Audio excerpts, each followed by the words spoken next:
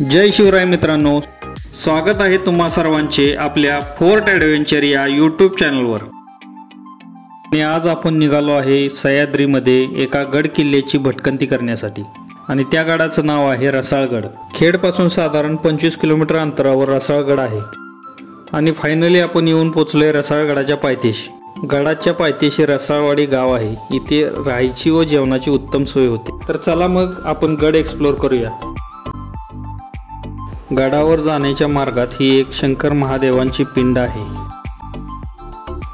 गडाची तटबंदी काही जुनी तर काही नवीन बांधून काढलेली आहे। गडावर जाणारा मार्ग हा दगडी चिराने बनवलेला आहे। थोडं पुढे आल्यावर गडाचा पहिला दरवाजा दिसतो। गडाचा दरवाजा सुस्थितीत आणि भक्कम आहे।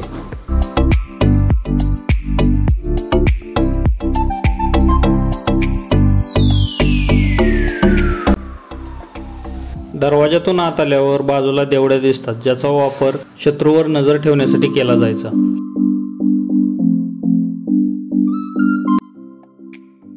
पहिल्या दरवाजातून पुढे आल्यावर समोर दिसते ती मारुतीरायांची सुंदर मूर्ती। मूर्तीच्या कमरेला कट्यार आहे। मारुतीरायांचे दर्शन घेऊन आम्ही पुढे निघालो। काही पायऱ्या चढून गेल्यावर गडाचा दुसरा दरवाजा लागतो।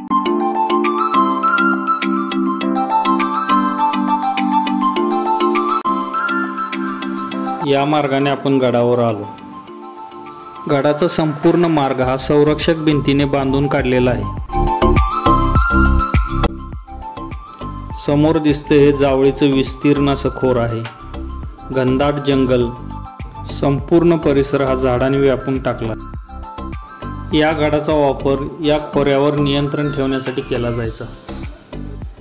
हा किल्ला जावळीच्या मोऱ्यांकडे होता। नंतर हा किल्ला महाराजांनी 1660 साली स्वराज्यात घेतला। गडावर साधारण 17 ते 18 तोफा आहेत। या गडाला तोफेंचा गड म्हणूनही ओळखलं जातं।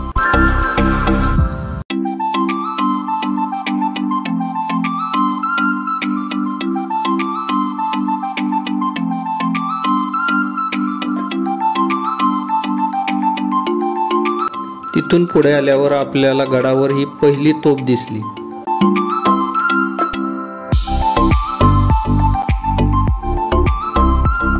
तिथून पुढे गेल्यावर ही समोर एक वास्तू दिसते, माहित नाही काय आहे ही। याच्यावर 3 फुले आहेत। जर कोणाला या वास्तूविषयी माहिती असेल तर कॉमेंटमध्ये लिहा। या गडावर बऱ्याच तोफा आहेत। या गडाला तोफेचा गड म्हणून ओळखलं जातं। समोर ही दिसते ही दुसरी प्रचंड अशी तोफ आहे। याच्याच बाजूला आणखी एक तोफ आहे। स्वराज्याचं रक्षण करता करता स्वतः झिजून गेली आहे।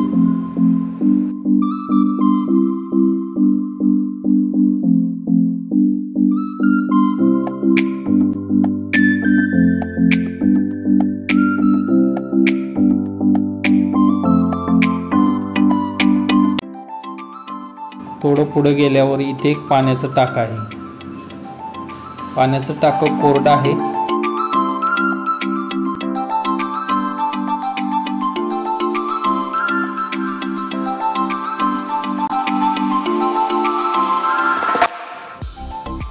गडावर लाईटची सुविधा केली आहे। समोर काही पर्यटक दिसत आहेत, ते आमचे सहकारी आहेत।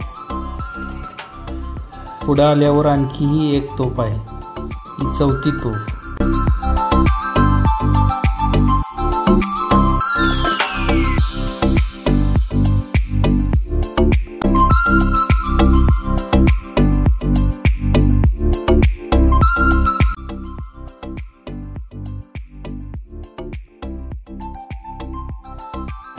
आणि ही समोर दिसते ही 5वी तोफ।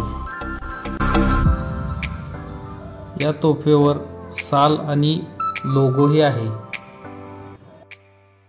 1720 असं साल लिहिलं आहे आणि एक लोगो आणि त्याच्या खाली P असं लिहिलेलं आहे। ही आहे 6वी तोफ।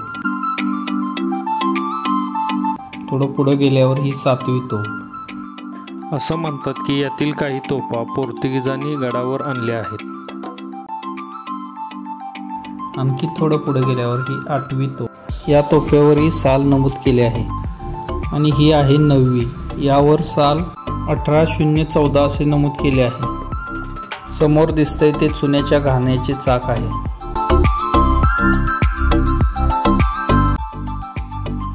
इथून थोडं पुढे आल्यावर झोलाई देवीचं मंदिर आहे। मंदिराच्या बाहेर या 4 तोफा आहेत, आधीच्या 9 आणि ह्या 4।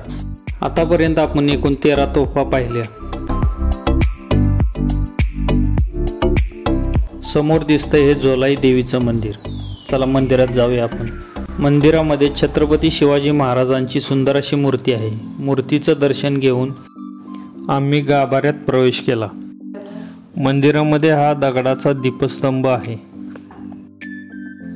गाभाऱ्यामध्ये वाघजाई देवी, भैरी देवी आणि झोलाई देवीची मूर्ती आहे। मंदिराबाहेर दीपमाळ लावण्यासाठी दीपस्तंभ आहे।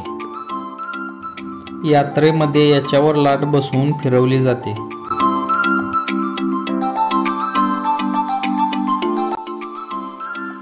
मंदिराच्या बाजूला हे एक छोटंसं तळ आहे। या तळ्यातील पाणी रसाळवाडीतील गावकरी पिण्यासाठी वापरतात। मंदिराच्या उजव्या बाजूने थोडे पुढे गेल्यावर दिसतो तो बालेकिल्ला। बालेकिल्ल्याची पडझड झाली आहे। समोर दिसतोय तो एक बुरुज आहे। हा आहे बालेकिल्ल्यातील एक चौथरा। बालेकिल्ल्यातील बुरुजावर ही 14वी तोफ आणि समोर दिसते ती 15वी तोफ। आतापर्यंत आपण एकूण 15 तोफा पाहिल्या।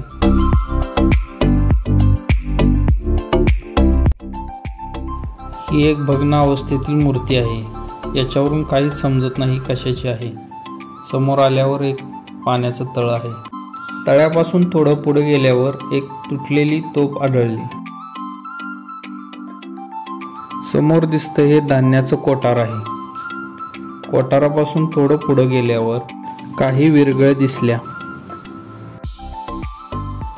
ही एक वास्तू आहे, माहित नाही काय आहे ही। पुढे गेल्यावर एक नंदी महाराजांची मूर्ती दिसली। मूर्तीच्या समोर शंकर महादेवांची पिंड आहे। समोर दिसतं हे आणखी एक तळ आहे। आणखी एका गडाचे दर्शन करून मराठ्यांच्या पराक्रमाच्या पाऊलखुणा पाहून अंगात एक वेगळीच उमेद येते। यांच्या या पराक्रमामुळेच आज आपण स्वतंत्र आणि निर्भयपणे जगतोय। तर कसा वाटला व्हिडिओ? आवडल्यास चॅनलला लाईक, शेअर आणि सबस्क्राईब करा। जय शिवराय।